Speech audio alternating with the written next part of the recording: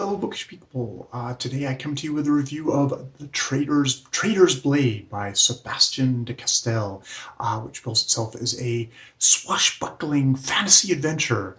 Written in 2014, it's the first in the Greatcoats quadrilogy, I believe. I think there's 3 out. Another one was coming out, probably is out already.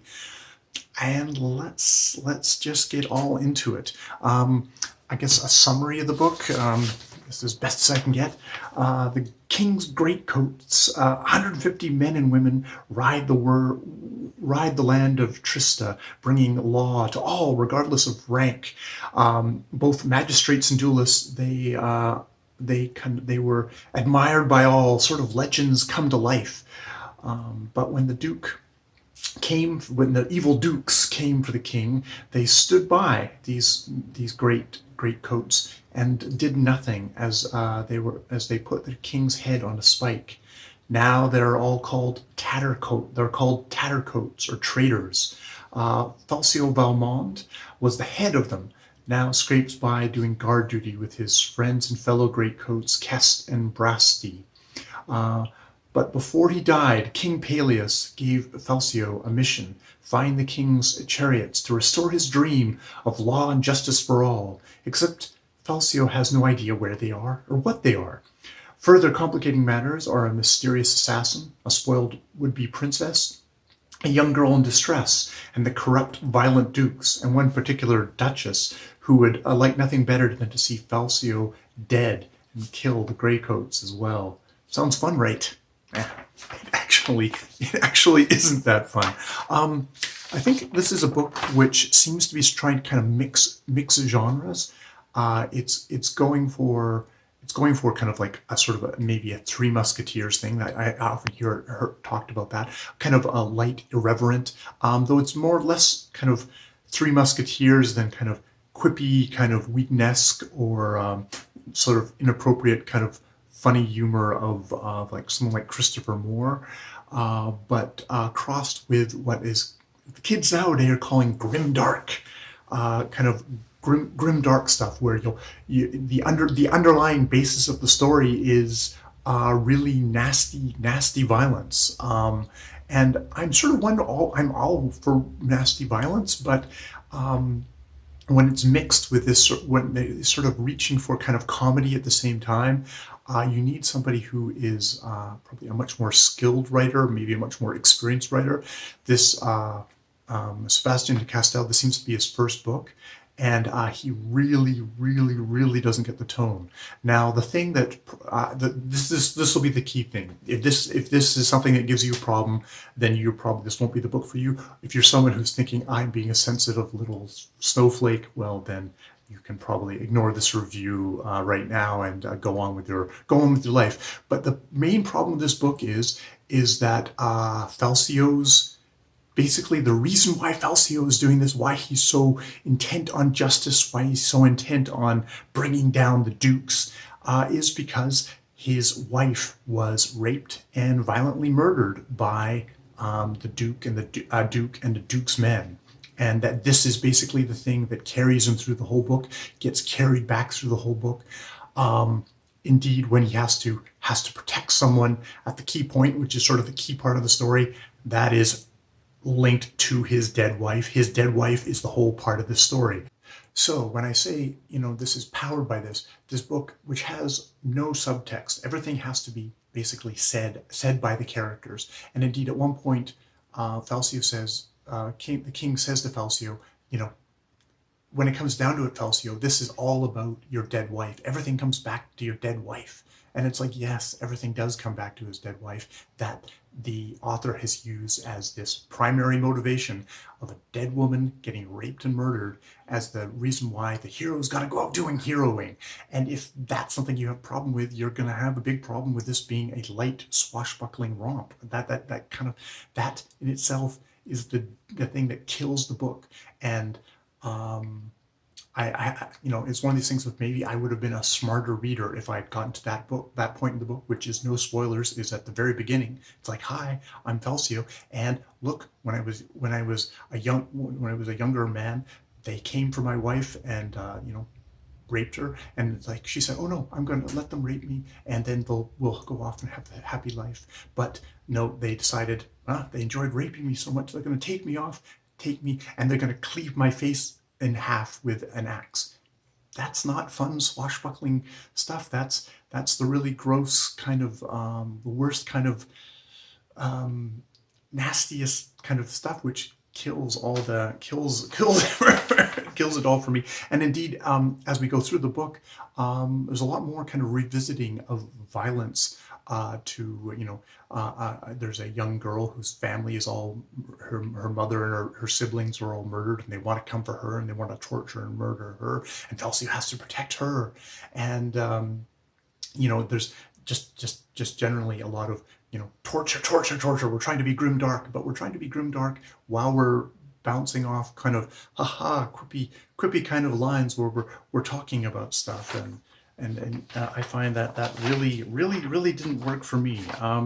The next thing is just exposition.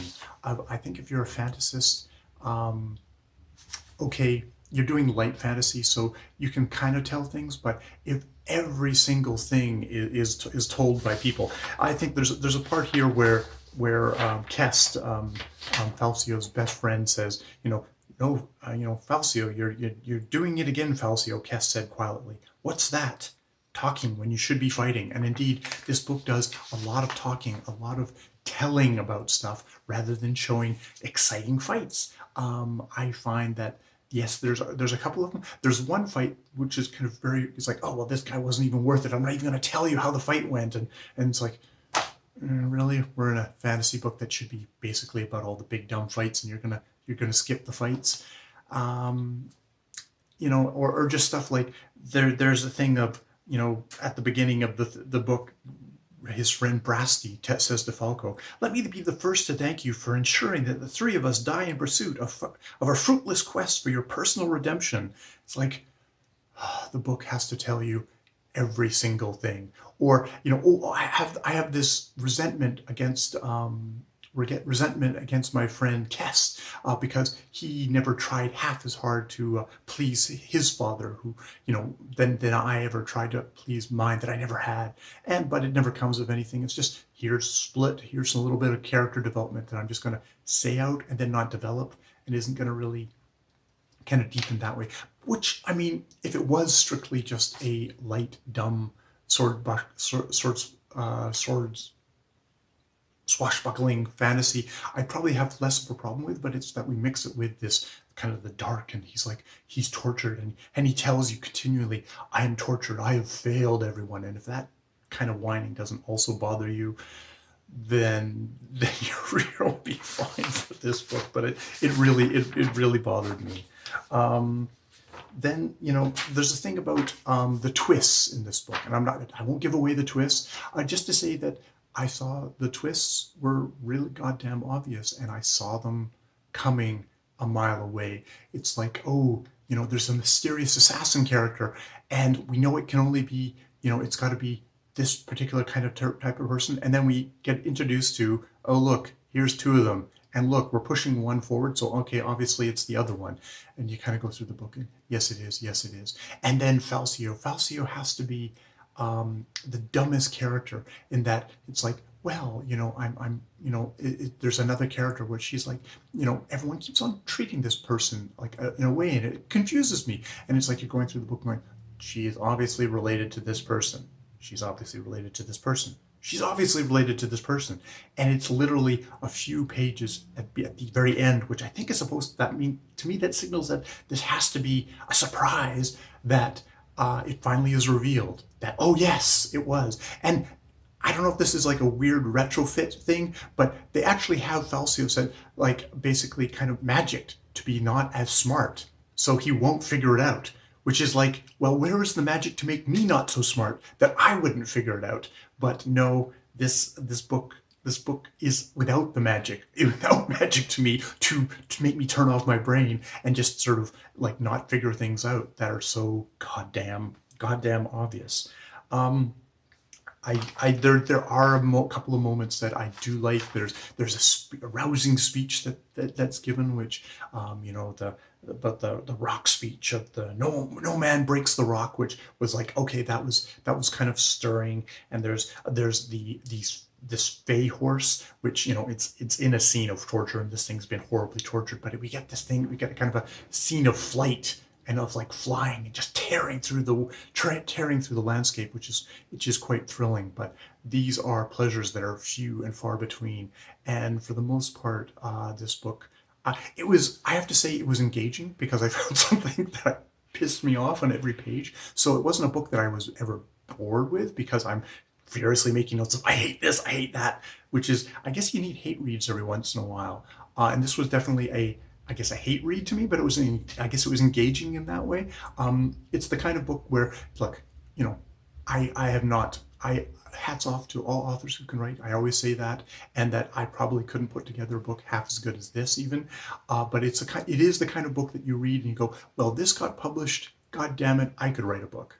It's that kind of book. I mean, I think that's a foolish presumption, a presumptuous presumption on my part. But it is the kind of book that you go, oh, I could write something better than that. I probably couldn't, but it's that kind of book. It's that kind of book. It's the kind of book that probably makes people say, like, well, God damn it, I'm going to go out and write a book then. I'm not going to go out and write a book, most likely. Well, you know, probably not. So, yes, that is my review of The Traitor's Blade. I didn't like it. I'll try and link down below to people who did like it.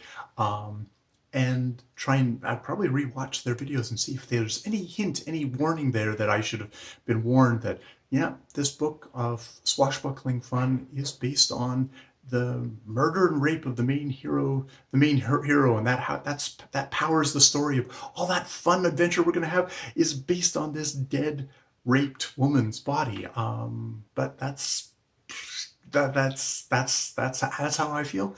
I don't know how you feel. If you've read the book, you can let me know down below, and we can agree to disagree, or just disagree.